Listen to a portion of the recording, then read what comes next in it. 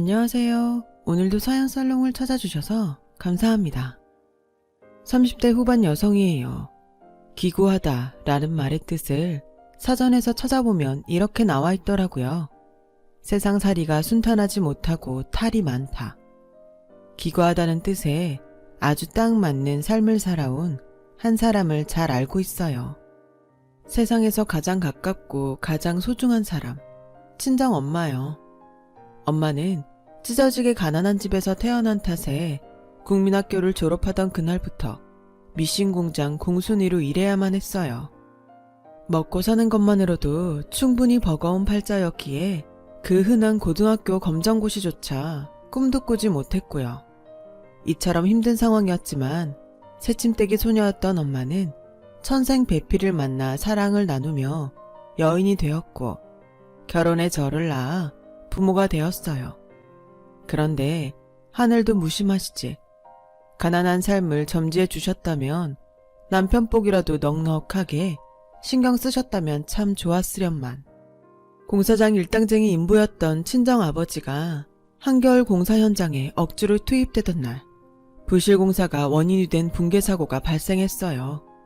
워낙 작은 규모의 공사 현장이었던 탓에 신문 기사로도 한 줄 실리지 못한 사고였지만 쏟아져 내린 콘크리트의 무게는 사고 소식을 듣고 무너져버린 친정엄마의 억장만큼 잔인했어요. 친정아버지가 딸아이 분유값 벌어오겠다는 약속을 지키지 못하게 되어버렸으니까요. 거기서 끝이 아니었어요. 더 큰 문제는 친정엄마에겐 시댁복까지 전혀 없었다는 것이었죠. 시댁인간들은 친정엄마가 잘 배우지 못한 탓에 서류에 어두운 사람이라는 점을 악용해 접근했고 친정엄마는 과부된 형수를 돕겠다던 그들의 말에 속아 도장 몇 번 잘못 찍었다가 아버지의 보험금과 보상금 전부를 빼앗긴 채로 쫓겨났거든요. 헤어나올 수 없을 것만 같던 좌절. 엄마는 그러나 부모이기에 강해져야만 했어요. 팥줄 보며 시장 허드렛 일이며 온갖 힘든 일을 전전하면서도 힘든 기색 한번 비추지 않으셨죠. 그때가 엄마 나이 아직은 젊고 예쁘던 시절. 엄마는 어린 저를 위해 자애롭고 참스러운 어른이 되었던 거예요. 그런 엄마를 보며 국민학생이 된 저는 열심히 공부했고 열심히 한 만큼 성적도 뛰어났어요. 혹시 가난한 삶 때문에 억지로 빨리 철이 들어버렸던 건 아니냐고요? 물론 저는 절대로 아니었다지만 사실 엄마도 그게 늘 걱정이었던 모양이더라고요. 한창 친구들하고 뛰어놀 나이였던 제가 책상 앞을 좀처럼 떠나질 않으니까요. 그래서일까요? 제가 중학교 입학식을 치르던 날 엄마가 꼬깃꼬깃 모은 지폐로 탕수육 한 그릇 시켜주며 넌지시 물어봤어요. 진아야, 너 괜찮니? 응? 엄마 때문에 싫은 공부 억지로 하는 건 아닌가 싶어서. 왜요? 엄마가 어디가 어때서? 다른 부모들처럼 번듯한 직장이 있기를 해. 아니 물려줄 재산이 있기를 해. 딸내미한테 줄 수 있는 건 사랑 하나밖에는 없잖니. 엄마는 엄마를 너무 과소평가하는 경향이 있어. 과소평가? 어쩔 수 없는 일이었잖아. 어려운 환경에서 태어난 것도 그렇고 아빠네 식구들이 엄마 속여먹은 것도 그렇고. 아, 그리고 세상에 사랑 하나 제대로 못 주는 부모들도 얼마나 많은데 나 정도면 아주 차고 넘치는 거지 뭐. 그래, 이해해줘서 고마워. 고맙지만 엄만 솔직히 걱정돼. 우리 진아가 엄마처럼 못 배우고 힘없는 어른이 되지 않으려고 공부에 목숨 거는 건 아닐까 싶어서. 글쎄요, 난 오히려 엄마처럼 되고 싶은데. 솔직히 나 우리 집이 가난하다는 거 잘 못 느끼고 살아. 엄마가 어렵게 벌어다 주는 돈 때문이 아니에요. 마음 때문이지. 아무리 힘들어도 세상 탓하지 않으면서 오늘의 땀방울이 내일의 기쁨으로 돌아올 수 있다고 말하는 엄마. 그런 사람 흔치 않잖아. 이런 내가 어떻게 가난해. 오히려 마음 부자지. 그쵸? 그치. 그럼 된 거지. 내 말이요. 이러니 공부가 당연히 재밌지. 엄마가 나에게 몸소 보여주는 오늘의 땀방울이 교과서 한 장 한 장 넘어갈 때마다 확확 와닿고 분명해지는데. 그니까 아무런 걱정 마셔. 그래도 진아야, 만약에 정말 혹시라도 공부가 싫어졌다거나 엄마를 부양해야 한다는 괜한 책임감 때문에 마음이 괴롭다던가 하면 언제든 우리 딸이 행복한 길을 찾아가도 좋아. 엄마는 엄마대로 그 길이 잘못된 길이라면 언제든 바로잡아 줄게. 사랑해 엄마. 엄마도 사랑해. 그렇게 수능 시험을 치른 저는 명문 의대나 법대에 장학금 받고 입학할 만한 성적을 거두었지만 일말의 고민도 없이 약대에 입학 원서를 넣었어요. 상대적으로 치열한 일상을 보내는 의사나 법조인보다는 약사 쪽이 퇴근 후 가족에게 충실하기에는 훨씬 수월하겠다는 생각에서 시작한 꿈이라고나 할까요? 당연히 친정 엄마의 입김은 전혀 없이 오직 제 뜻에서 내린 결정이었어요. 오히려 엄마는 저에게 어떤 부담도 주고 싶지 않다면서 제 선택에 응원만 보내주셨고요. 그랬던 엄마가 평생을 고생해서 만든 목돈으로 약국 보증금을 보태주었을 때의 감동이란, 우리 엄마 뜬금없이 한 번씩 멋짐을 터뜨리는 재주가 있다니까요. 암튼 졸업 후 약사고시에 단번에 합격한 저는 친정 엄마가 보태준 보증금과 은행 대출을 더해 약국을 차렸어요. 대학병원에 바로 코앞에 자리한 약국을 인수한 거죠. 웃돈을 주고서라도 인수하겠다는 약사들이 줄을 섰을 만큼 아주 목 좋은 약국이었지만 저를 친자식처럼 아껴주시던 전공 교수님께서 백을 좀 써준 덕분이었어요. 교수님의 친형이 알고 보니 제가 인수한 약국의 약사님이셨고 또 마침 은퇴를 앞둔 참이더라고요.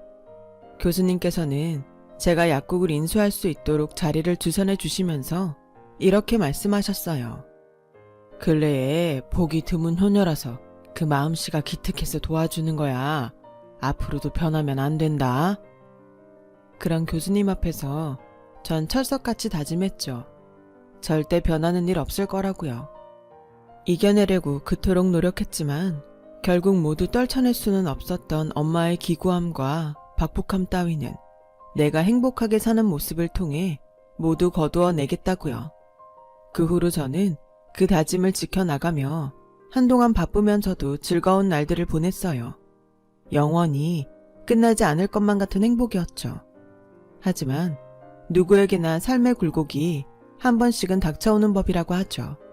저에게도 그런 굴곡이 닥쳐왔어요.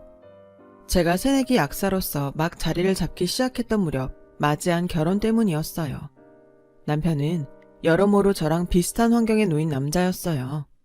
비록 학과는 다르지만 저랑 같은 명문대 동기였고 가난한 삶을 타고난 시모의 아들 자식 사랑이 유독 각별하다는 것 또한 일견 저와 친정엄마 사이와 비슷해 보였어요.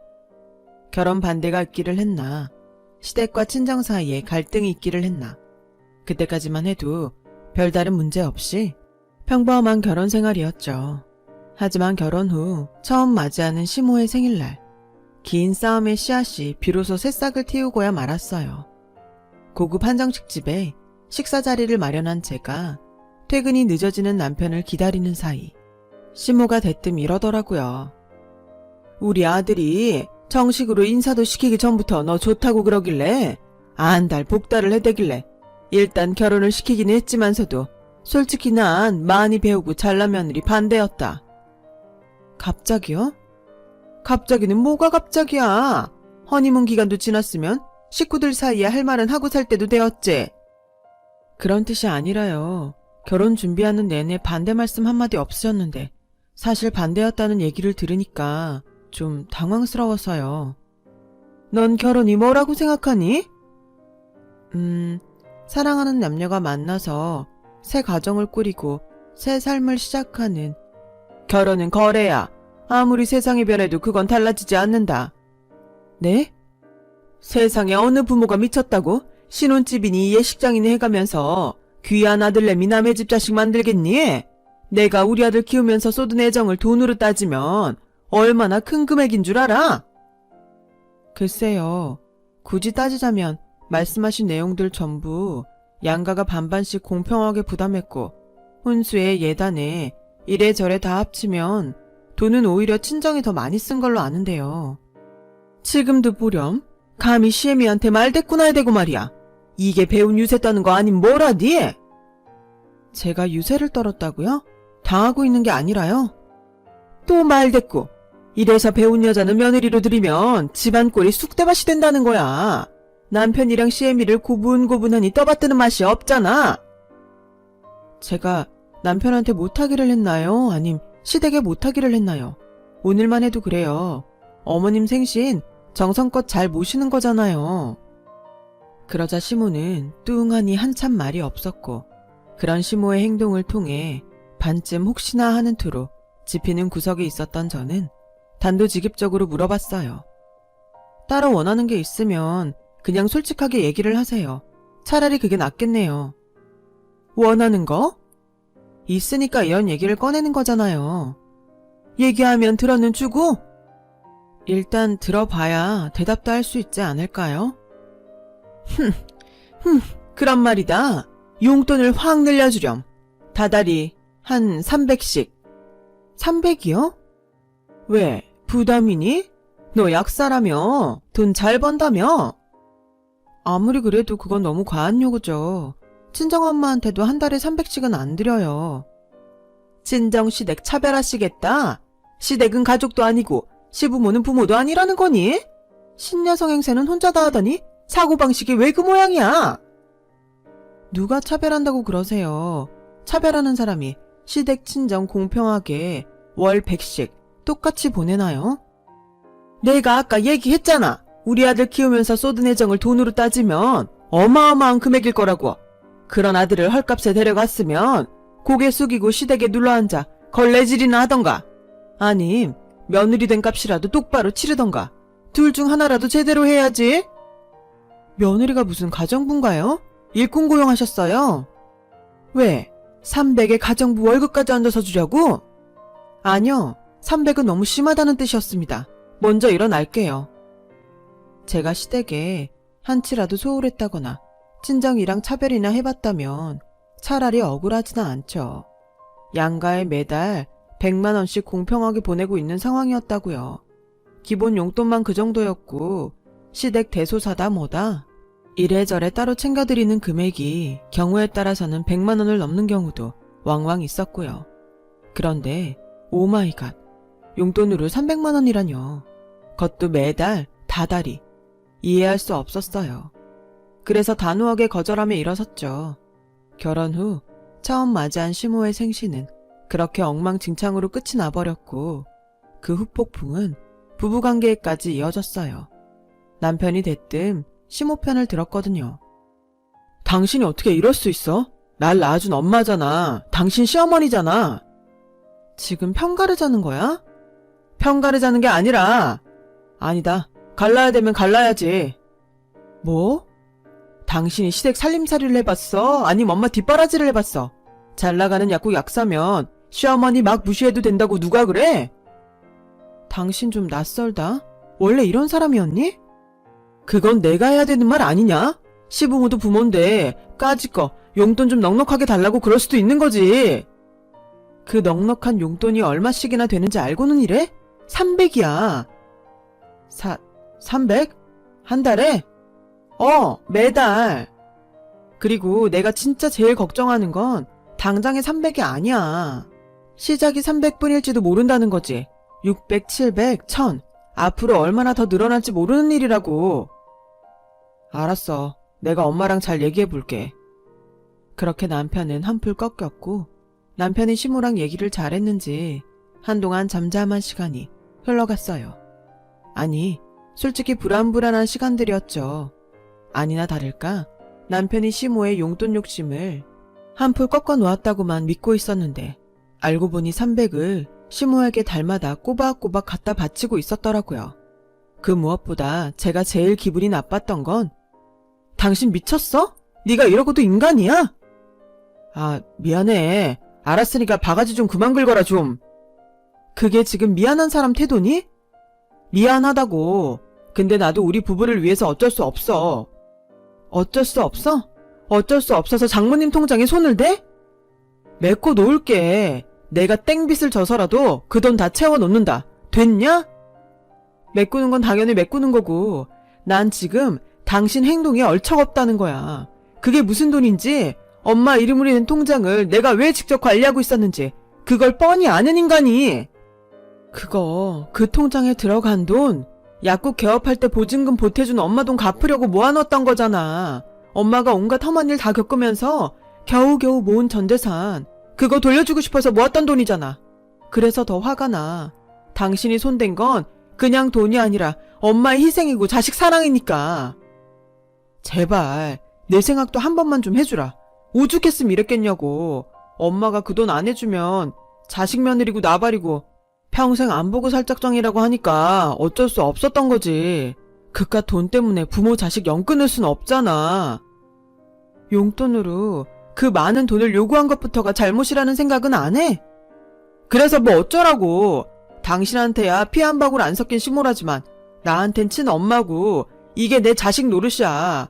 네가 니네 엄마한테 끔찍한 것처럼 나도 우리 엄마 없이는 못 산다고. 뭐? 니네 엄마? 너 말 참 예쁘게 한다. 그동안 내가 몰랐던 거니? 아니면 원래 그 모양이었던 거니? 야, 김진아. 내 이름 부르지 마. 우리 엄마가 지어주신 소중한 이름이야. 장모님 생각 눈꼽만큼도 안 하는 당신은 부를 자격 없어. 엄마 말이 맞았던 거네. 그치? 뭐? 엄마가 그러더라. 며느리는 좀 무식하고 어수룩하더라도 시키는 말이나 고분고분 잘 듣는 여자가 최고라고. 잘 배운 며느리 집안에 들여봤자 소란밖에는 안 난다고. 그래? 당신도 그렇게 생각하니? 그랬다면 난 당신을 처음부터 다시 생각해봐야 될지도 모르겠네. 무슨 뜻이야? 함부로 이혼이라도 하겠다는 거야? 뭐야? 생각해보자. 그 말을 끝으로 저는 짐을 챙겨 엄마 혼자 살고 있는 친정으로 향했어요. 처음에는 진짜로 생각할 시간이 필요해서였어요. 남편 그리고 시모와의 관계에 대해서요. 물론 이혼이라는 경우의 수를 완전히 배제하지는 않았죠.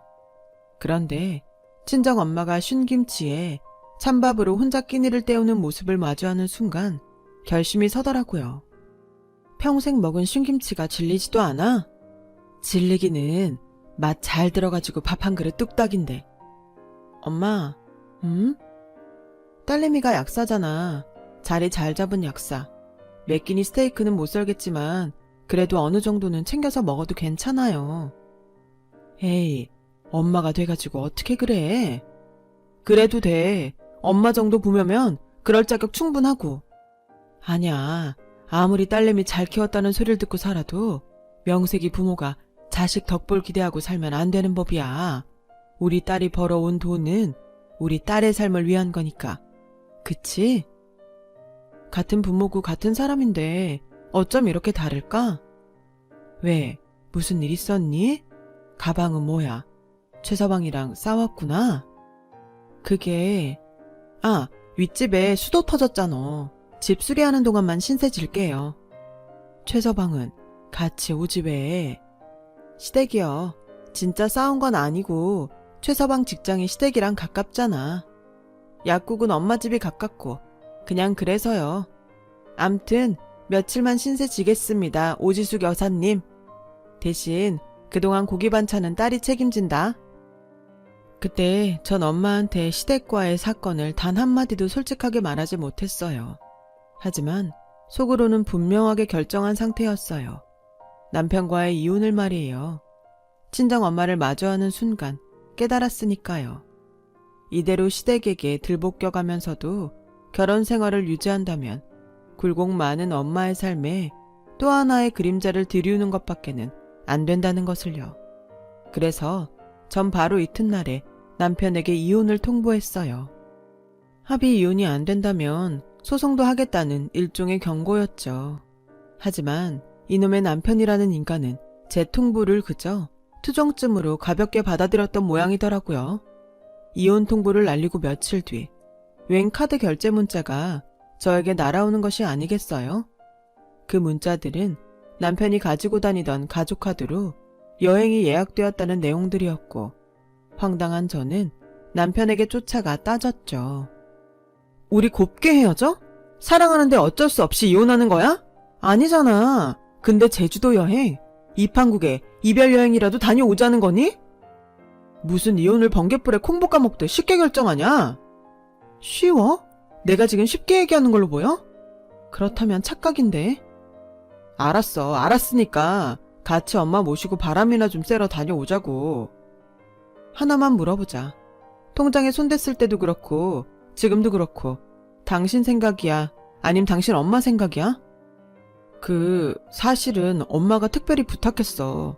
경치 좋은 데서 고부간에 쌓였던 앙금도 좀 풀 겸 우애도 다질 겸. 앙금 풀고 우애 다져서 뭐하게? 그 다음엔 용돈 얘기 다시 원점 아냐? 그리고 왜 그렇게 엄마 말이라면 죽고 못 살아? 지금 이 상황이 제정신 아니라는 것 정도도 파악 안 될 만큼?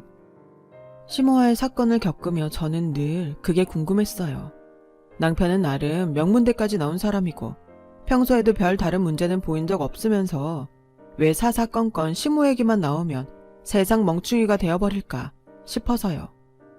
남편이 엄마니까 엄마라서 다 생각이 있어서 그러시는 거겠지. 엄마라면 그저 무조건 믿는 거야? 지금 이 상황 사리분별 하나도 제대로 안 될 만큼? 설마 엄마가 틀린 말 하려고. 방금 그 말이 전부 진심이라면 나 참 수치스럽다. 이런 마마보이를 내가 남편으로 골랐었구나 싶어서. 여보, 진짜 1억이야? 엄마가, 어른이 큰맘 먹고 여행까지 주선했으면 얌전히 따라올 줄도 알아야지. 진짜 이래야겠어. 아니, 꼭 반드시 이혼해야겠어. 아이씨. 어머, 하다 욕까지 다 하네. 왜? 내 입에서도 온갖 쌍욕 다 나올 수 있다는 것도 보여줘? 그렇게 대꾸한 제가 한바탕 쏘아붙이려던 순간 대학병원에 근무하는 지인으로부터 연락이 왔어요. 엄마가 응급실에 실려왔다더라고요. 이후로는 솔직히 기억이 잘 나지 않아요.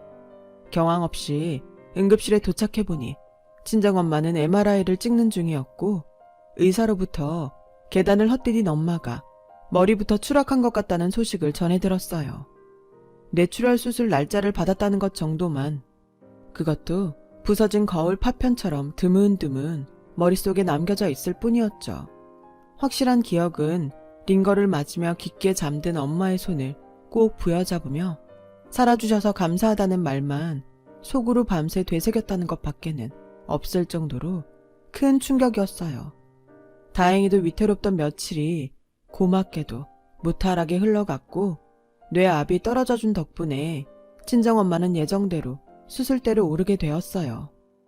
그날 저는 아침 일찍 친정에 들러 엄마의 짐을 챙겨 나오던 길에 대문 밖에 차를 대놓고 서성이고 있던 남편과 마주쳤어요. 저는 그제서야 이 인간들이 내 세상에 존재는 했었지 싶더라고요.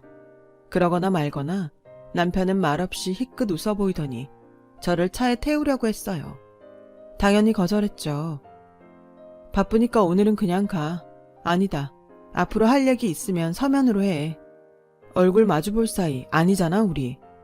이런 상황에서도 고집은. 이런 상황 뭐 그때나 지금이나 달라진 거 하나도 없어. 오늘 장모님 수술이라며. 같이 가. 엄마가 병원까지 태워오래. 됐거든?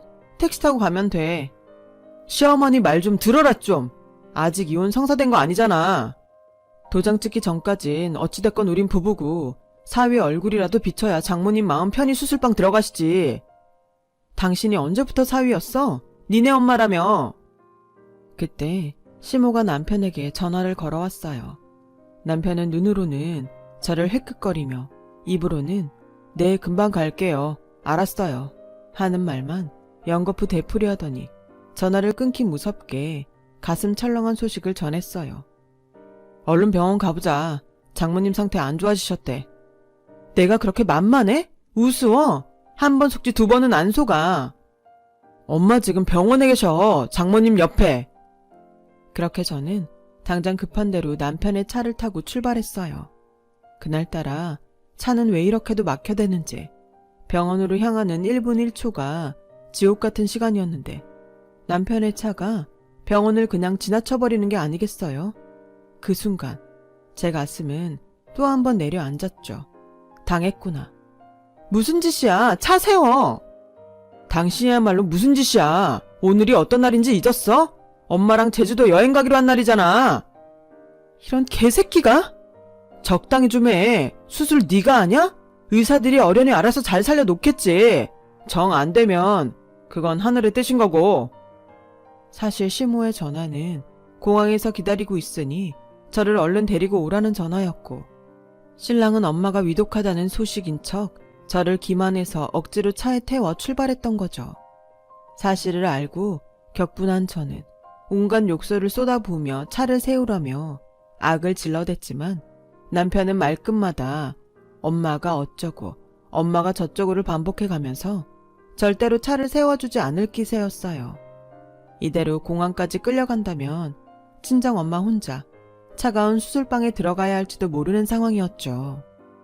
이렇게 한다고 우리 사이가 복구될 수 있을 것 같아? 시모한테 매달 300만 원씩 꼬박꼬박 상납해 가면서?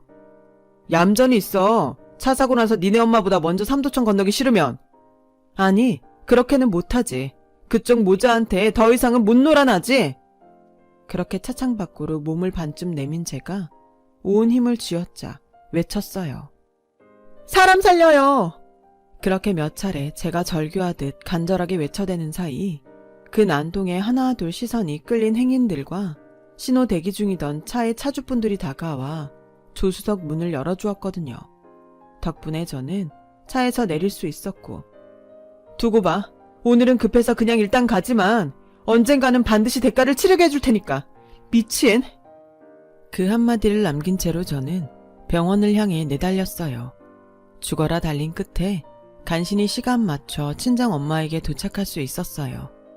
그렇게 친정엄마는 저의 배웅을 받으며 평화롭게 수술방으로 들어갔고, 작은 후유증조차 하나 없이 무사히 수술을 마쳤죠.